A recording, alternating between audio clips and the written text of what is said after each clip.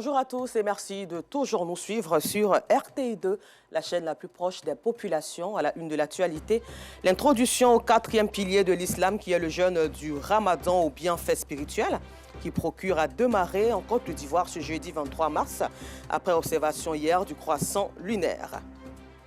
Et puis au Sénégal, suite à la succession d'actes de violence, plusieurs intellectuels interpellent le président de la République, Macky Sall, sur la liberté d'expression. Encore merci de votre fidélité à RTI2. En Côte d'Ivoire, le jeûne du Ramadan, 4e pilier de l'islam, démarre ce jeudi 23 mars 2023. Le croissant lunaire marquant le début du Ramadan était difficilement visible à Abidjan et dans la plupart des villes de l'intérieur du pays. Cependant, le croissant lunaire a été observé à Vavois, Biancouma et Mans hier mercredi 22 mars. Et après l'observation du croissant lunaire, le Conseil supérieur des imams des mosquées et des affaires islamiques, COSIM, a réagi. Le Conseil supérieur des imams des mosquées et des affaires islamiques en Côte d'Ivoire, COSIM, et le CODIS informent la communauté nationale que le croissant lunaire marquant le début du mois de Ramadan 2023, 1444 de l'Hégire, a été observé à Biancouma, Vaou, dans le département de Vavois, et enfin à Ma par un grand nombre de fidèles. Par conséquent, le jeûne du mois de Ramadan commencera en Côte d'Ivoire, Inch'Allah, demain jeudi 23 mars 2023. Les imams de Côte d'Ivoire souhaitent un bon Ramadan à toutes et à tous. Et nous sommes dans le mois du carême musulman. Ce sont les grands préparatifs à tous les niveaux. Les gens se précipitent dans les magasins de la grande commune commerciale du pays, à Djamé.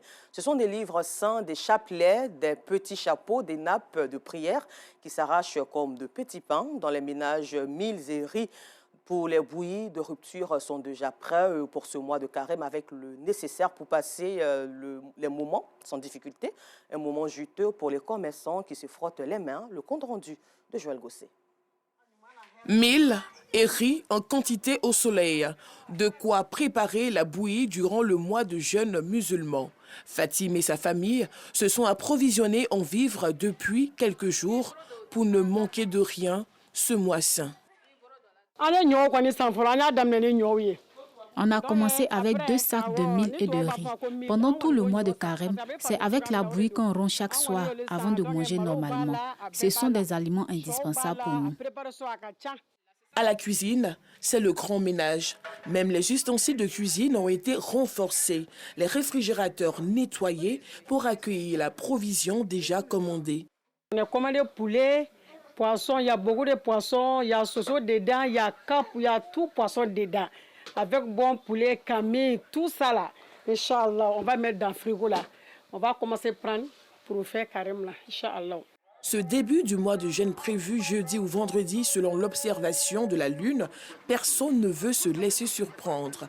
Au grand marché de la commune d'Adjamé, livres saints, nattes de prière, chapeaux s'arrachent comme de petits pains dans les magasins selon les préférences. Moi, je suis venu acheter là, c'est pour aller mettre dans la mosquée.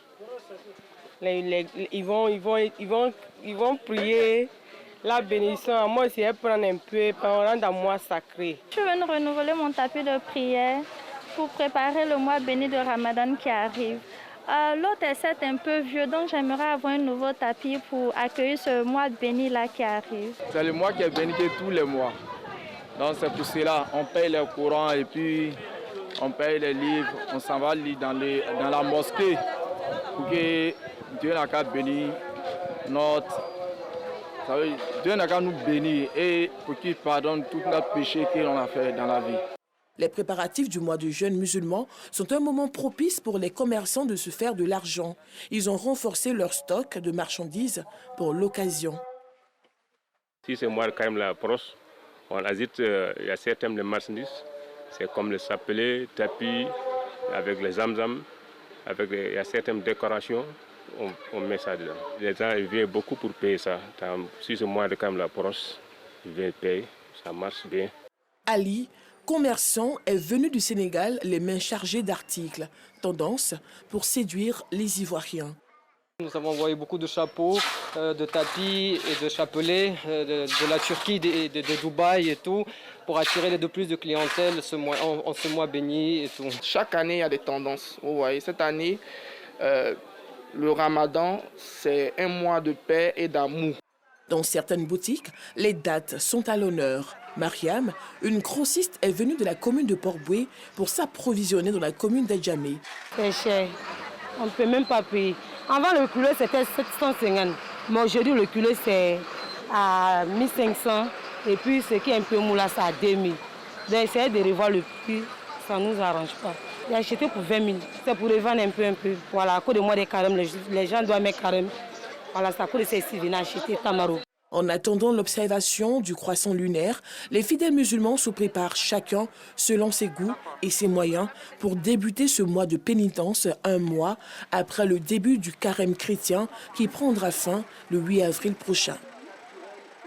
Et nous mettons toujours l'accent sur ce mois de jeûne et de pénitence islamique durant lequel les hafiz, comme on les appelle, personnes ayant mémorisé le Coran, sont beaucoup sollicités par les communautés musulmanes. Cette période, bien que favorable à la formation religieuse des fidèles, est aussi propice aux affaires des hafiz Coran. Comment et pourquoi Aïcha Sanogo a sillonné des centres de mémorisation et lieux de culte dans la commune d'Abobo afin de clairer nos lanternes? Son reportage est commenté par Maïssa Kogueï.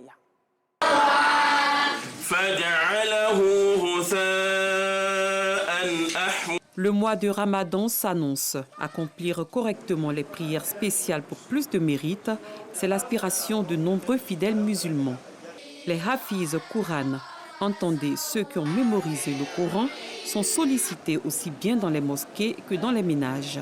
L'imam Yahya Traoré, officiant dans une mosquée de la commune d'Abobo, établit chaque année un programme de prière avec des hafiz Coran qu'il sollicite. Selon lui, leur implication est avantageuse. Hafiz, nous les sollicitons parce que c'est tout à fait normal.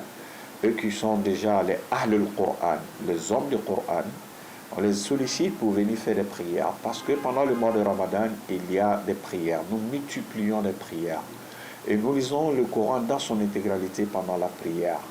Et dans ceux qui sont susceptibles à réciter le Coran sans pour autant regarder dans son intégralité, c'est tout un honneur de les avoir dans la mosquée. Mais celui qui vient, par exemple, chez vous lire le Coran, il a attiré le bonheur, la félicité, la gloire, la récompense et le mérite sur vous, que ce soit à votre maison, que ce soit dans toutes les situations. Donc sa récompense, même si on lui donne quelque chose, cela ne vaut pas ce qu'il a fait. Il est aussi important de donner quelque chose à celui qui vient lire le Coran chez nous ou faire des bénédictions. Cela est de notre devoir. Il y a un suivi. Ce suivi-là, c'est fait. Et ceux qui continuent à aller à l'école après cette période de Ramadan, on les sollicite dans d'autres mosquées pour qu'ils soient des imams. Abdallah Kamara, hafiz Coran, assure comme d'habitude la formation religieuse des fidèles dans cette mosquée. Il nous livre les faveurs liées à sa prestation du mois. Chaque année, vraiment, dans le mois de Ramadan, nous sommes beaucoup sollicités en tant que hafiz. Et cette année, d'ailleurs, nous avons été déjà sollicités dans la mosquée Fitia, ici. Et notre rôle, c'est de partager le Coran, c'est-à-dire du début du mois de Ramadan jusqu'à la fin, de manière à ce qu'on puisse, n'est-ce pas, terminer tout le Coran de façon intégrale dans les nuits de prière, de Tarawih et les 10 dernières nuits de prière, Inch'Allah. Aucune récompense matérielle ici ne peut être à la valeur du Saint-Coran. Il y a les fidèles aussi, alors qui font l'effort de satisfaire, n'est-ce pas, ces lecteurs-là. Une fois dans ce centre de mémorisation du Coran, Abdul Karim, hafiz Coran, nous donne une idée du suivi des élèves hafiz sollicités après le mois de Ramadan. Celui qui nous demande un hafiz, on lui donne un imam. Voilà, donc on les partage comme ça dans les mosquées. Quand ils vont dans les mosquées, ce qu'ils ont appris, les gens ils sont beaucoup satisfaits de leur lecture du Coran. Une occasion pour Ousmane Silla, enseignant hafiz, de nous livrer le bonheur que lui procurent ses prestations au cours du Ramadan.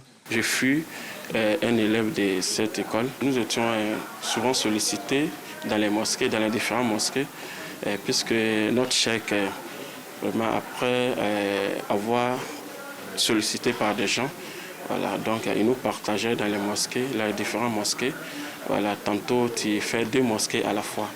Voilà, dans une nuit, voilà, tu peux aller faire 5 prières là-bas, ou 2 rakats là-bas, ou tu peux aller faire au moins 5 rakats là-bas. Les gens trouvaient que notre lecture était bien, on avait des bénéfices. Voilà. Donc après la prière, on nous faisait des dons.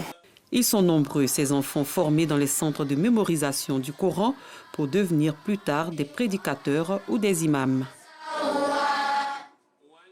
Dans un autre registre, la Journée internationale de la météorologie commémore l'entrée en vigueur le 23 mars 1950 de la Convention qui a institué l'Organisation météorologique mondiale, OMM. Cette organisation a contribué au progrès rapide des sciences météo, climatiques, des technologies connaissent de la coopération internationale. Cette évolution s'est vite aussi traduite par la mise en place de systèmes opérationnels d'envergure mondiale pour la protection des personnes et des biens, de l'atténuation des effets de catastrophes naturelles. Elles sont nombreuses, ces femmes qui se battent jour et nuit pour soutenir leurs conjoints à subvenir aux charges quotidiennes de la maison. Nous sommes allés à la rencontre de Maï, d'Abi et de Charlotte qui, après leurs tâches ménagères, exercent des activités génératrices de revenus afin de donner un coup de main à leur époux. Le reportage est signé Maïssa Kogueï. À Djamé, Williamsville-Makassi, Maï, la vingtaine révolue, est mariée depuis 2019. Elle est mère de 2 enfants. Tous les matins, à son réveil, elle fait ses tâches ménagères avant de se rendre au grand marché d'Adjamé où elle vend de la sucrerie et de l'eau glacée.